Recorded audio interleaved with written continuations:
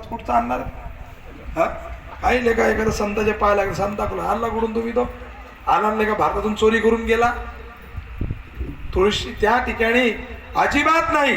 Christmas मनवायचं नाही, Santa Claus आपला नाही, आपलं जर मनवायचं आहे 25 डिसेंबर हे तुळशी पूजन दिवस आहे. 25 डिसेंबर तुळशीचं पूजन करायचं. तुळशी पूजन दिवस आहे हा. तुळशीची पूजा करा. तिचे उत्पत्तीचा दिवस आहे तुळशी पूजन डिसेंबर. हे भारतीय संस्कृती हे आपलं मनवलं पाहिजे म्हणून तो सांताक्लॉज आणला इथं. अजिबात नाही. 31 आपला नाहीच. का दारू पिऊन तुम्ही नाटकं करता? स्वतःच्या पैशाने पिऊन दाखवा. लोकांच्या बापाच्या पैशावर मजा मारायची कोण सांगितलं तुम्हाला? त्या ठिकाणी दारू प्यायची नाही, 31 मनवायचा नाही. मग 1 जानेवारी आपलं नवीन वर्ष नाहीच. काय महाराज हॅपी काय हॅपी आणलं का? माय बाप दिल्ली अनाथ आश्रमात टाकून लगेच इकडे हॅपी म्हणतो. बायकोला घेऊन राहतो, माय बापाला खोली म्हणून बांधून ठेवतो.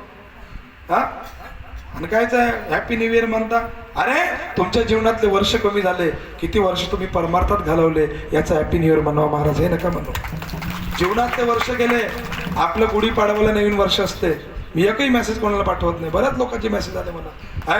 मी ते एका महाराजने मेसेज पाठवला मला नवीन वर्ष वगैरे वगैरे. त्याने मी रिटर्न केलं. म्हणलं मूर्खा, आपलं नवीन वर्ष गुढीपाडवा आहे, तू कीर्तन करतं. आपलं नवीन वर्ष मी कोणाला मेसेज नसेल केला. आम्ही गुढीपाडवा दिवशी मेसेज टाकून नवीन वर्षाचा. आपलं नवीन वर्ष आपली संस्कृती ढासळत चालली.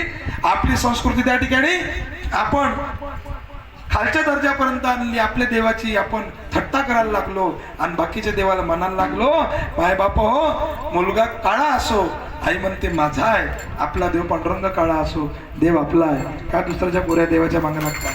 का मागे लागता? अजिबात लागू नका.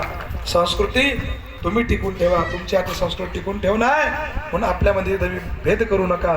भगवंतान काला त्याच्याकरताच केला. वारकरी संप्रदाय